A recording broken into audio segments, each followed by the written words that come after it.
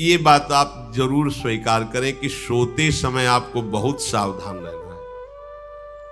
और प्रायः गलती सोते समय करते हैं उपासक की, कोई प्रपंच की बात याद करते हुए या मोबाइल देखते हुए या कोई गंदी चेष्टाओं का आपकी रात बेकार चली जाएगी। अगर गंदी चेष्टा हो गई तो सुबह भी बेकार हो जाएगी, दिन भी बेकार हो जाएगा, निरुत्साहित हो जाओगे। सोते समय आपको समय नहीं देना व्यर्थ चिंतन का। उसी समय विषय चिंतन होता है, उसी समय विषय भोग की आकांक्षा जागृत होती, उसी समय विषय देखने की इच्छा होती। मोबाइल है तो जिस समय आप अपनी शैया पर जाएं स्विच ऑफ कर दें। उसमें मैसेज घंटी आने का कोई भी रास्ता मत रखें। मान लीजिए आप उपासक हैं भगवत प्राप्ति के, 30-35 वर्ष ये नहीं था तो सब मर नहीं गए थे। और बोले इमरजेंसी, जब इसकी 30-35 वर्ष से पहले इसकी कोई रचना नहीं थी, मुझे लगता है, क्योंकि 30-35 वर्ष में ही इसका विस्तार देखा है। नहीं तो कभी किसी के पास मोबाइल नहीं। कोई बड़े अधिकारी तो इतना बड़ा वो, इतना बड़ा वाला वो ऐसे रखते थे नहीं तो मोबाइल तो हमें लगता है 30-35 वर्ष। तो फिर इमरजेंसी कैसे चलती थी, कैसे चलती थी इमरजेंसी? और आप ब्रह्मा हो क्या कि इमरजेंसी संभाल लोगे? स्विच ऑफ करो। जो सब इमरजेंसी संभालने के लिए तैयार रात दिन न सोता है, वो हर समय जागृत रहता है, वो हमारा आराध्य देव है। स्विच ऑफ करो, चिंतन लगाओ श्री जी का।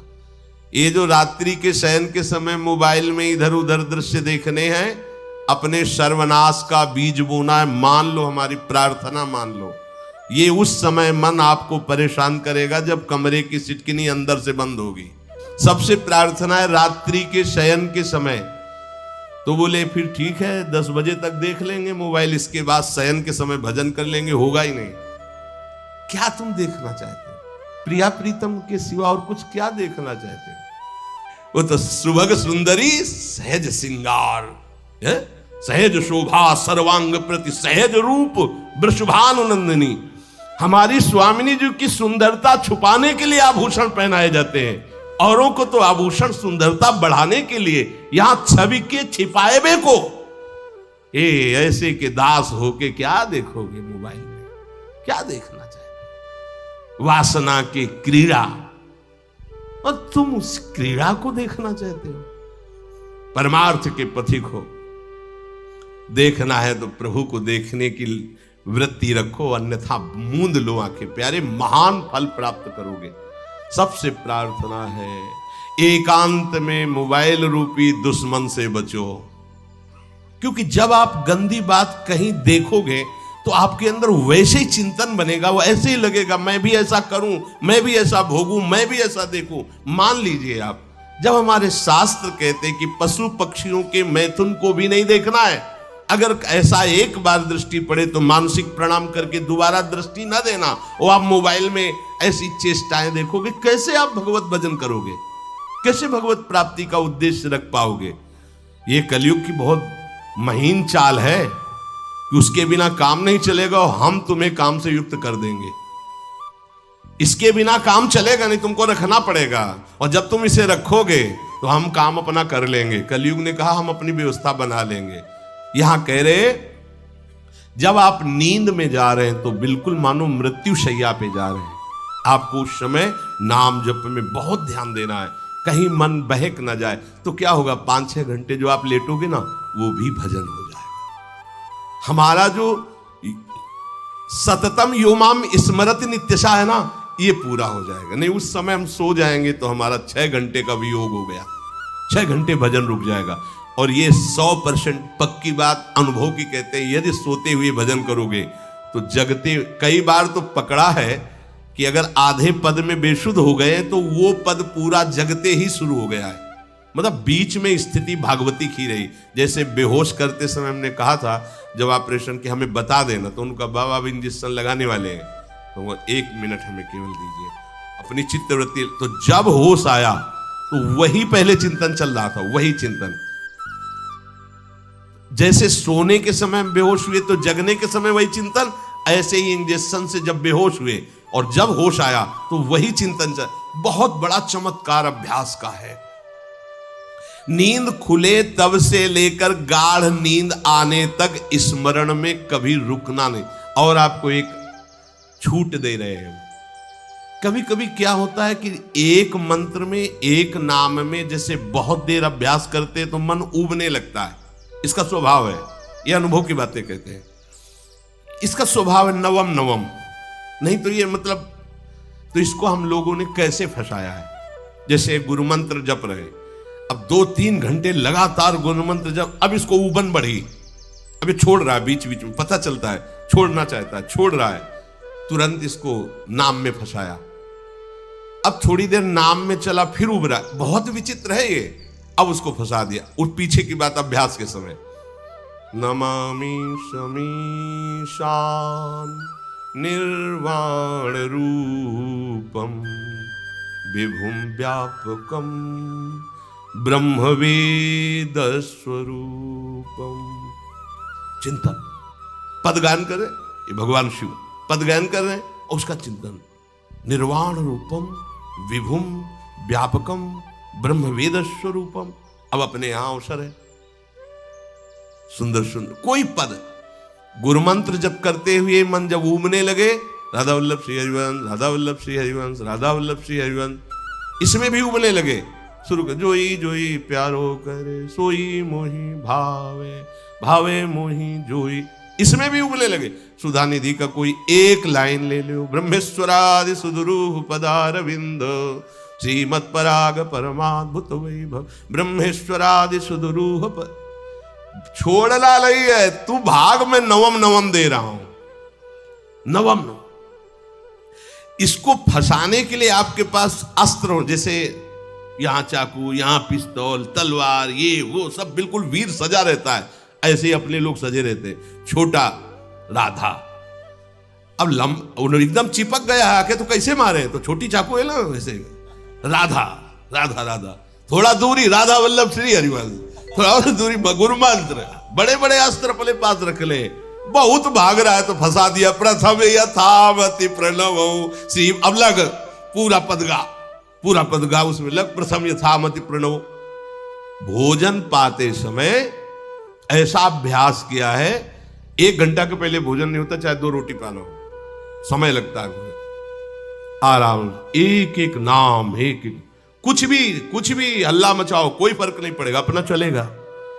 अभ्यास स्नान के समय, भोजन के समय, किसी क्रिया के करते समय, किसी से बात करते समय, सोते समय, ये विशेष स्थान जहां में सावधान रहना है। यहां भजन छूटता है, ध्यान देना, यही भजन छूटता है। चलते समय, क्रियावान होते समय, प्रसाद पाते समय या किसी से बतराते समय, ये सब भजन के छूटने के स्थान है और यही पकड़ना है भजन को। जब आपको बिल्कुल न लगे तो मानसिक सब बंद कर दो और गुनगुनाने लगो, जो धुनी आपको अच्छी लगे उसी में नाम, कोई नाम लेके, संसार का चिंतन न होने पावे, चाहे जो कुछ तुम जहां तुम्हारा मन आवे, गंगावरी गोदावरी, कुछ भी, भागवतिक चिंतन के सिवा संसार के चिंतन न होने पाए, पहले ऐसे अनन्य बनो, फिर बाद में अनन्यता आती, रसना कटो जो अनरट। हाँ भी विषय चिंतन कर रहे हैं, प्रपंच कर रहे हैं, बोले रसना कटो जो अनरटो, और नहीं बोल सकते, प्रपंच बोलेंगे बस, रसना कटो, ये शब्द वहां नहीं आते। पहले हम आपको छूट देते, भक्त चरित्र, भगवान की चरित्र, नाम, कीर्तन, मंत्र, जो भी चाहो, संसार का चिंतन मत होने देना, पहले ये पकड़ो, फिर आगे चल करके जब पवित्र हृदय होगा तब ये निष्ठा आती, रसना कटो जो अन रटो, निरखियन फुटो नयन। मान लो संसार का चिंतन नहीं करने देना है इसको, आप जैसे बने वैसे करो भागवतिक चिंतन, कोई नाम ले लो, कोई मंत्र ले लो, तुम्हें जो प्रिय लगे, हम छूट देते हैं। ये हम नहीं करें कि रसना कटो जो अन रटो, ये बाद की बात है, हमें पहले इसका संसार चिंतन रोकना है। कैसे छूटेगा, कैसे छूटेगा, हमें यह पकड़ना है, नहीं तो निष्ठा की बात। जो हरि नाम जगत त्रिशिरोमणि वंश बिना कबहू, हरिवंश बोलेंगे नहीं, हरि बोलना नहीं है, हरि बोलना नहीं, क्योंकि जो हरि नाम जगत त्रिशिरोमणि वंश बिना, हरिवंश बोलना नहीं है क्योंकि प्रपंच में रति। तो क्या करो, जो तुम्हें प्रिय लगे पहले उसे पकड़ो, ये हम अंदर की बात करें, प्रवचन की बात नहीं कह रहे। मन को फंसाना है हमें। राम कृष्ण हरि जहां लगे इसको लगा, पहले इसको फंसाओ, संसार का चिंतन न होने दे। गीता भागवत भक्त चरित्र कुछ भी कहीं भी इसे फंसाओ, पहले संसार का चिंतन न होने दो, फिर लाओ इसको घुमा के निकुंज वाटिका में। फिर तो भागेगा ही नहीं, फिर नहीं भागेगा। अब सीधे निकुंज वाटिका में किसी महाभाग्यशाली गुरु आश्रित का लगेगा, अन्यथा बहुत प्रपंची मन है। आप आश्रय इधर का लोगे, प्रपंच का चिंतन करोगे, बात बनेगी नहीं। चिंतन छोड़ना है हमें, जैसे बने तैसे संसार का चिंतन छूट जाए तो हम विजय को प्राप्त होंगे। ध्यान दीजिए, इस परमात्म तत्व को वही प्राप्त कर पाता है जिसका राग बीत गया है, खत्म हो गया है, वैराग्यवान। ज्यादा परिश्रम नहीं है वैराग्य में, विवेक नहीं होने के कारण हम वैराग्य नहीं धारण कर पाते। हम बाहरी बातों को वैराग्य ले लेते हैं, ऐसा कपड़ा बदल लेना या कपड़ा ना पहनना या लौकी का कमंडल, मिट्टी का पात्र, तो हम अपने को वैरागी। बात यहां नहीं रुकेगी। वैराग्य का इतना ही मतलब नहीं, ये भी एक बाह्य अंग है वैराग्य का, पर वैराग्य का सच्चा स्वरूप है वीतरागा। कहीं कुछ भी अच्छा नहीं लग रहा, कोई भी सुख आकर्षित नहीं कर रहा। लोक लोकांतर की प्रतिष्ठा, मान, सुख, ऐश्वर्य, व्यक्ति कुछ अच्छा नहीं, राग खत्म हो गया। ऐसा उस अक्षर ब्रह्म को, अविनाशी तत्व को जान पाता है। जगते भयो फिरे बैरागी। जैसी हरिवंश प्रपंच बंच सब ये काल ब्याल को खायो। हालत यह है कि जैसे सांप ने मेढक को पकड़ रखा और मेढक सामने पतिंगा को, कीड़े को पकड़ना चाहता है। उसे यह पता नहीं कि मैं खुद किसी का कवल बन चुका हूं, वो एक झटके में मुझे अपने पेट में ले जाएगा। ऐसे ही हम सब हैं, काल के द्वारा ग्रसित है। काल ने हमें पकड़ रखा है, पर हम भोग भोगना चाहते हैं। हम नाना प्रकार की मान प्रतिष्ठा पाना चाहिए, ये पता नहीं एक झटके में हमारा अस्तित्व ही खत्म हो जाएगा। जिनके अंतःकरण में किसी भी व्यक्ति, वस्तु, स्थान, पद, प्रतिष्ठा का राग ही नहीं रह गया है, उसे कहते हैं वैराग्यवान। वीतरागाः, राग ही नहीं है। जिनका अंतःकरण निष्पाप निर्मल हो चुका है, जिनके हृदय में केवल भगवत प्राप्ति की उत्कट लालसा जागृत हो गई है, ऐसा साधन संपन्न उपासक परमात्म तत्व में प्रवेश पाता है। अध्यात्म मार्ग की ऊंचाई पर वो स्थित हो जाता है। यदि छंतु ब्रह्मचर्यम चरंती, जिनकी इच्छा एकमात्र भगवत प्राप्ति की है, यदि छंतो, उनको क्या करना होगा? ब्रह्मचर्यम चरंती, ब्रह्मचर्य का पालन करना होगा। प्रत्येक इंद्रियों का निर्विषय हो जाना वास्तविक ब्रह्मचर्य है। केवल जनेंद्रिय से ही ब्रह्मचर्य को नहीं लेते। हमारी प्रत्येक इंद्रिय भोगों से रहित होकर भगवत अनुराग में, नेत्र प्रभु को देखना चाहते हैं, त्वगेंद्री प्रभु को स्पर्श करना चाहती है, घ्राणेंद्री प्रभु के श्री अंग की गंध पाना चाहती है, श्रवणेंद्री प्रभु के वचन सुनना चाहती है। एक एक इंद्रिय अपने प्रभु में लग गई, अंतर्मुख हो गई, बाहर विषयों का त्याग हो गया। इसे ब्रह्मचर्य कहते हैं। पर प्रारंभिक ब्रह्मचर्य में जनेंद्रिय का ब्रह्मचर्य अत्यंत आवश्यक है। यदि जनेंद्रिय जन्य व्यभिचार दोष से युक्त है तो कदापि उसे भगवत प्राप्ति नहीं हो सकती। शुभ गति व्यभिचारी शुभ गति चाहे, असंभव। और भगवत मार्ग में सबसे बड़ा दुश्मन यही व्यभिचार दोष है, काम। इसी से हमारा हृदय मलिन होता रहता है, अंधा बटे और पड़ा चबाए वाली दशा रहती है। हमें 50 वर्ष हो गए, अरे 50 जन्म हो जाए तुम बेविचार करो, गंदी बातें करो, गंदे चिंतन करो, सो समय व्यतीत कर, अनंत जन्म व्यतीत हो गए, भगवत प्राप्ति हुई क्या? 50 वर्ष से भगवत प्राप्ति हो जाएगी क्या? 5 मिनट काफी है भगवत प्राप्ति में। एक बार नाम काफी है। वो स्थिति तो लाओ। बार बार बहिर्मुख वृत्तियों के द्वारा विषयों में सुख बुद्धि कर लेने से हमारा सारा का सारा अध्यात्म चिंतन बदलता रहता है, इसलिए लाभ नहीं मिल पाता, एक रस चिंतन नहीं रह पाता। बार बार विक्षेपी विषय करते रहते हो, हम सहते रहते हैं और भोगते रहते हैं। एक बार तो हिम्मत करके उठो। अब लो नशानी अब ना नशई हो, एक बार तो दृढ़ बनो। बस मन के अनुकूल चलने की बात को तुम्हें रोकना होगा, तभी तुम्हारे अंदर यदि क्षण तो ऐसी इच्छा जागृत होगी। पक्का पक्का ऐसा ही है। जब हम किसी विषय के वेग को सहते हैं, विषय नहीं भोगते हैं, तो मन बहुत जलाता है। उस जलन में फिर एक ही बात होती है, बस भगवत प्राप्ति हो जाए, झंझट खत्म हो जाए। कब तक हम इसमें चलेंगे? एक बार भगवत, वो जलन हमको भगवत प्राप्ति की इच्छा प्रकट करती है।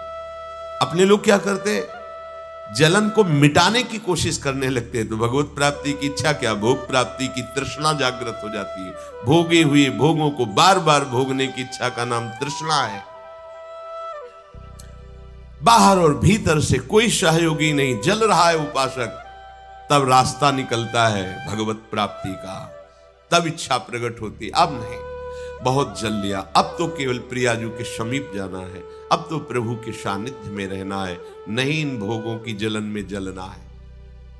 पर यहां तक पहुंचने के लिए जलना होगा, तभी लिखा सहित सहित बाढ़े भगति तास्तिति क्षस्व भारत, क्योंकि आगमा पाइनो अनित्यास, ये नाशवान काम क्रोध आदि तुम्हें प्रेरित करेंगे, तुम इनके वेगों को सह जाओ। ये स्थायी नहीं है, आगमा पाइनो है, आने जाने वाले हैं, और ये सहन करने से नष्ट होते हैं, भोगने से बढ़ते हैं।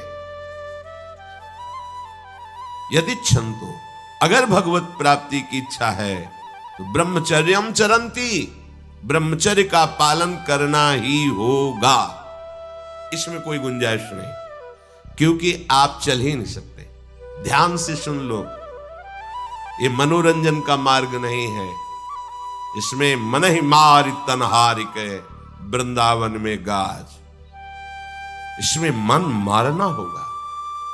प्रायः ये मन को दुलार करने वाले लोग कभी भाग्य से सत्संग में भी आ जाते हैं, कभी श्री विग्रह के दर्शन करने भी मंदिर पहुंच जाते हैं, कभी तीर्थ याटन भी करते हैं, पर इनका कोई लक्ष्य नहीं होता।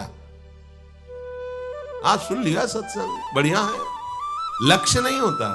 यहां लक्ष्य वालों की बात हो रही। यदि क्षंतो, यदि तुम्हारी ऐसी इच्छा जागृत हो रही किसी जन्म में भगवत प्राप्ति करनी, तो ब्रह्मचर्यम चरंती,